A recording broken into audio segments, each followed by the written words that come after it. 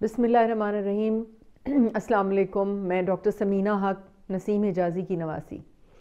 آخری قسط میں ہم نے یہاں تک نریٹ کیا تھا، یہ جو لوٹرز تھے مرہٹے، یہ دھکیل دیے گئے تھے سرحدوں کی طرف اور کچھ عرصے کے لیے کافی سکون رہا، لیکن کچھ مہینوں کے بعد ہی یہ جو انٹرنل پالیٹکس تھی، جیسے کہ وہاں کے سیاستدان جو تھے وہ ہر وقت یہ اس کوشش میں رہتے تھے کہ ہم علی وردی خان کو ٹاپل کریں اور ہم حکومت لیں، یا بہت سی اندرونی سازشیں جو تھیں وہ شروع ہو چکی تھیں، اور ان سب کے پیچھے میر جعفر ہوتا تھا۔ میر جعفر علی وردی خان کا کلوز ریلیٹو بھی تھا اور فوج میں اعلیٰ عہدے پہ فائز بھی تھا، لیکن اس کی شرارتیں، اس کی کانسپریسیز وہ کسی طرح سے ختم نہیں ہوتی تھیں، بلکہ he had two faces، یعنی علی وردی خان کے سامنے وہ اس کا ہمدرد بنتا تھا۔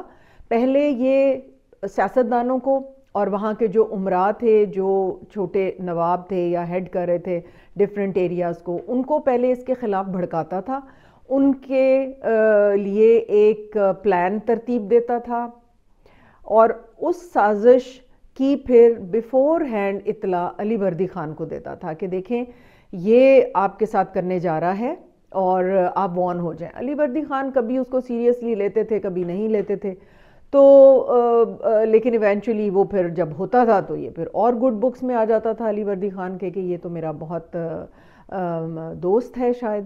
اب اس کے ساتھ ساتھ دلی کی سلطنت بھی ڈاؤن فال کا شکار تھی، اور بنگال کو بچانے کے لیے علی وردی خان کو افغانوں کی بھی مدد حاصل کرنی پڑی۔ اپنی تو فوج بنگال کے لوگوں کی فوج تو تھی، لیکن اس کے اندر 40% افغان سولجرز تھے۔ لیکن جب فتح ہو گئی اور تھوڑا سکون آیا تو افغان جرنیلوں نے ڈیمانڈ کی کہ ہمیں کچھ علاقوں کا ہیڈ مقرر کر دیا جائے۔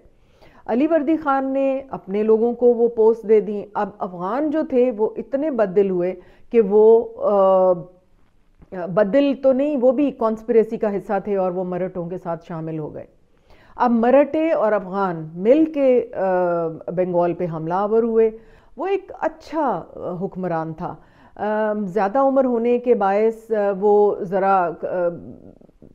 چیزیں پوری طرح سے کنٹرول میں نہیں کر پا رہا تھا، لیکن بنگال کو سکون کی طرف لانے، وہاں ایگریکلچر کا فروغ، وہاں پہ ساری انڈسٹری اور ساری مطلب ویلفیئر کے لیے وہ بہت کوشاں رہتا تھا۔ لیکن اتنا انٹرنل پالیٹکس نے اور مرہٹوں اور افغانوں کی یلغار نے اس کو مصروف رکھا کہ وہ زیادہ دیر وہاں پہ امن قائم نہیں رکھ سکا۔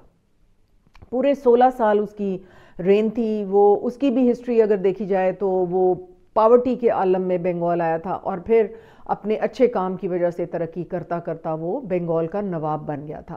صرف 16 سال اس نے رین کیا۔ 1756 میں اس کی ڈیتھ ہو گئی۔ 1740 کے شروع میں وہ تخت پہ آیا، اور اس کے بعد اس کی 3 بیٹیاں تھیں، بیٹا کوئی نہیں تھا۔ اس نے اڑیسہ کے علاقے میں اپنے بڑے داماد کو، جو کہ زین الدین، ان کی بیٹی آمنہ کا وہ ہسبینڈ تھا، ان دونوں کو اللہ سبحانہ تعالیٰ نے بیٹا دیا، اور وہ تھا سراج الدولہ، جو علی وردی خان کا نواسہ تھا۔ علی وردی خان کا اپنا کوئی بیٹا نہیں تھا، اس لیے اس نے ولی عہد ڈکلیئر کر دیا سراج الدولہ کو۔ بہت محبت سے اس کو پالا، اور وہ بھی ایک اچھا شخص تھا، بہت اچھا بچہ تھا، لیکن بہت کم عمری میں پھر وہ شاید 1 سال اس نے رول کیا، اور پھر East India Company battle of Plassey میں فائنل بلو مارا ایسٹ انڈیا کمپنی نے، اور پھر سارا بنگال فتح کر لیا۔ تو Ali Vardi Khan was a very very good ruler, اور بیدار مغز، جس کو نانا جان نے اپنے لکھا ہے کہ بہت ہر چیز اس کے ذہن میں رہتی تھی۔ لیکن وہ جب باہر کی یلغار ہوتی تھی تو وہ انٹرنل پالیٹک جو کر رہے تھے لوگ، ان کو اپنا دوست بنا لیتا تھا، اور جب باہر کے انویڈرز سے وہ ان کو سبق سکھاتا تھا تو بعد میں پھر وہ انٹرنل پالیٹکس کی طرف آنے۔ کئی بار تو یہ بھی ہوا کہ افغانوں اور مرہٹوں کے ساتھ دوستی کرنی پڑ گئی کہ اپنے جو انٹرنل پالیٹکس ان کے ہو رہی تھی، جو مل ملا کے وہ سارے عمرا اور سیاستدان وہ اس کو ٹاپل کرنے کی کوشش کرتے تھے، تو وہ بڑا مصروف رہا انہی کاموں میں، اور میر جعفر ہر سازش کے پیچھے ہوتا تھا۔ اب میر جعفر بہت زیادہ کلیور تھا اور بہت حریص آدمی تھا، کسی کا وہ دوست نہیں تھا۔ اس نے ایک اور طریقے سے اپنا ایم جو تھا وہ حاصل کرنے کی کوشش کی۔ اس نے یہ نہیں کیا کہ وہ کسی امیر کے ساتھ مل کے اور علی وردی خان کو ٹاپل کرنے کی کوشش کرے۔